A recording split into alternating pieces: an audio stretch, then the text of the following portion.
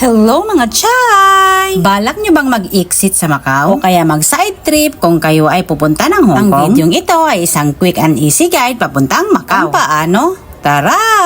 Kung sa lugar nyo nga mga chay ay may dumadaan na airport ay bus, pwede nyo na tong sakyan papuntang Macau Terminal. Kitain nyo lang mga chay kung may stop siya ng HCMB Passenger Clearance Building. Kung meron nga ay pwede mo yung sakyan. Kung wala din ay pwede kayong mag-Discovery Bay at bumaba sa Exit B at hanapin ang bus papuntang Macau Terminal. Habang sa biyahe nga mga chay ay madadaanan nyo ang Airport Terminal 1 at ang bagong bukas na Terminal 2. Huwag nga kayong bumaba dyan mga chay at bumaba kayo sa sunod na stop na Hong Kong Zhuhai Macau Bridge Clearance Building. Pagkarating nyo nga dito mga chay, bumaba na kayo at dumiretso kayong pila sa visitors lane. Pagkatapos nyo nga sa immigration mga chay, diretso na kayong kuhang ticket na papuntang Macau. Hindi nga tayo naka-video sa loob dahil bawal sa immigration. Pagkatapos nyo nga kumuha ng ticket mga chay, ay pumunta na kayo sa bus station at siguraduhin na papuntang Macau. Dahil nga ang isang lane dyan ay papuntang Zhuhai, China. Nasa 30 to 45 minutes nga ang biyahe mga chay. Pwede nga muna kayong matulog or enjoyin na lang ang view. At pagkarating nyo nga sa Macau mga chay ay dumiretso na tayo sa immigration. At pumasok nga lang tayo dito sa immigration building mga chay. Pagkatapos nyo nga sa immigration mga chay ay pwede kayong mag-bus at sakyan natin ang bus 101 papuntang Grand Lisboa. Mas maganda nga unahin ang Grand Lisboa mga chay para hindi na tayo bumalik dito. Pagkababa nga natin dito sa terminal mga chay ay tumawid lang tayo para pumunta sa magandang spot. At dito nga sa mismong tapat niya mga chay ang magandang spot for aurahan. Tapos na nga kayong mag-aura-aurahan dyan mga chay ay pwede na kayong pumasok sa loob para makapaglibot-libot, makapagpahinga na rin saglit, pumasok sa casino, pero bawal mag-picture doon. Kung tapos na nga kayo mga chay, ay pumunta na tayo sa ating next na destinasyon. At pagkalabas nyo nga mga chay, ay kumanan lang kayo papuntang Simbahang Putol. At dahil nga ay medyo gutom na rin kami, ay kumain muna kami sa Jollibee. Sa tapat lang din ng Jollibee mga chay, ang papuntang Rowan's Church. Pwede na nga rin kayong magbaon mga chay para makatipid at pumesto na lang kayo doon sa may Senado Square. Tapos nga natin kumain mga chay, ay pupunta na tayo sa may Rowan's Church. Kunting aurahan mo na dito sa Senado Square at maglakad na tayo ng diretsyo. Kung first time mo nga dito ay nakakalito dahil minsan maraming tao. At tumiretsyong lakad nga lang tayo dyan mga chay sa may puno. Pagkarating nyo nga sa dulo mga chay ay kumaliwa lang kayo. Dito pa nga lang sa bungad mga chay ay marami ka nang makikita na mga free taste. Diretsyong lakad nga tayo dito mga chay hanggang sa may dulo. Pagkarating nyo nga dito sa dulo mga chay ay kumanan na tayo. Dito nga banda mga chay ay kabi-kabilaan na nga ang mga free taste, pampasalubong at sa dulo nga ay ang spot na nga ng Rowan's Church. Gawin nyo na nga ang mga pangmalakas ang aurahan dyan mga chay. At kung tapos na nga kayo ay maglakad na nga lang kayo pabalik. At kung narating nyo nga ang bungad ng Senado Square mga chay, at maglakad ng diretsyo, tumawid ng isang kanto at hanapin ang bus stop ng bus 21A o 26A. Dahil ang pupuntahan nga natin, Venetian, Parisian, City of Dreams at iba pang magkakalapit na mga hotel. At $6 nga ang pamasahe mga chay. Pwede nyo nga rin gamitin dyan mga chay ang Hong Kong currency. At kung kayo'y kumain nga o bibili, pwede nyo na rin gamitin ang Alipay. At dahil nga 21A ang nasakyan natin, bababa tayo sa may City of Dreams. Umaurang konti na kayo dyan mga chay. At kung makikita nyo nga mga chay ay magkakalapit lang dyan ang mga hotel na pwede nyong libutin.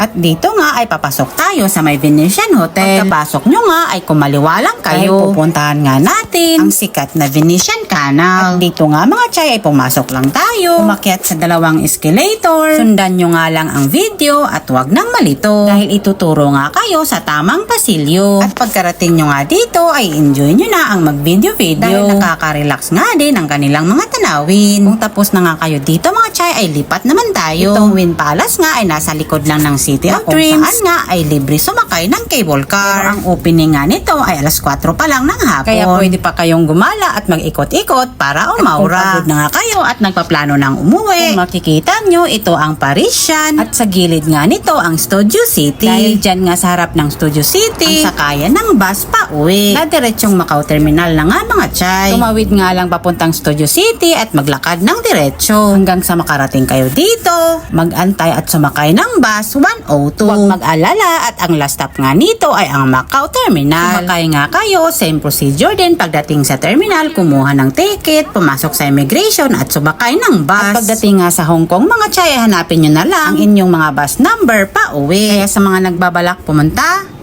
enjoy!